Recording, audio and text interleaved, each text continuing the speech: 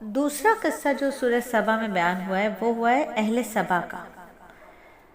پہلا قصہ کس کا؟ اہل ایمان و شکر کا ہے، جو روشن مینار ہے۔ دوسرا قصہ اہل کفر اور گناہگاروں کی تاریک جھلک ہے۔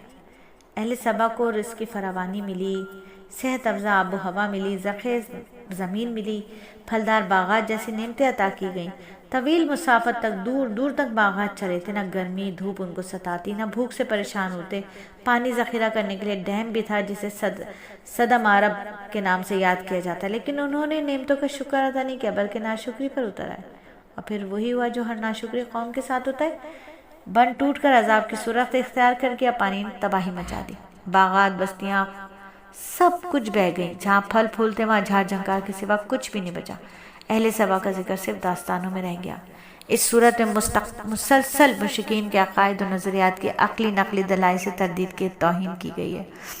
کبھی ان سے کہا گیا کہ بلاؤ ان کو جنہیں تم اللہ کے سوا حاجت روا مشکل کشا سمجھتے ہو، دیکھتے ہیں وہ تمہیں کیا فائدہ پہنچاتے ہیں۔ کبھی تلقین کے اسلوب میں ان سے سوال کرنے کا حکم دیا گیا، بتاؤ تمہیں آسمان اور زمین میں سے کون رزق دیتا ہے؟ کبھی یہ سوال کیا گیا کہ جنہیں تم اللہ کے ساتھ عبادت میں شریک سمجھتے ہو ذرا انہیں سامنے تو لاؤ تاکہ میں دیکھوں کہ ان کے اندر کون سی ایسی صفت پائی جاتی ہے جس سے وہ عبادت کے مستحق بن گئے۔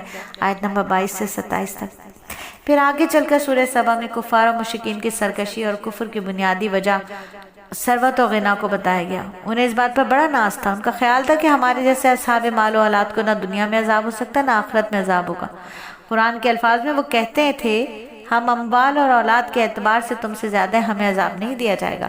وہ آخرت کے معاملے کو بھی دنیا پر قیاس کرتے تھے، اور ان کا خیال تھا کہ جیسے اللہ تعالیٰ نے انہیں دنیا میں وسعت اور خوشحالی عطا فرمائی ہے، یہی معاملہ ان کے ساتھ آخرت میں بھی کیا جائے گا۔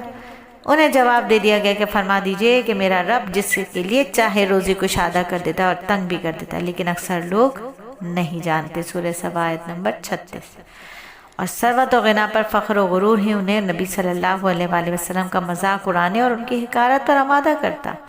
وہ آپ کو مجنون کہتے، دیوانہ کہنے سے بھی باز نہیں آتے، اس لیے اللہ نے فرمایا آپ ان سے فرما دیجئے میں تمہیں ایک بات کی نصیحت کرتا ہوں، تم اللہ کے سوا دو دو اور اکیلے اکیلے تیار ہو جاؤ، پھر غور و فکر کرو، تم یقیناً اس نتیجے پر پہنچو گے کہ تمہارے ساتھی یعنی محمد صلی اللہ علیہ وآلہ وسلم کو کوئی جنون نہیں، وہ تم کو سخت عذاب کے آنے سے پہلے صرف ڈرانے والے ہیں۔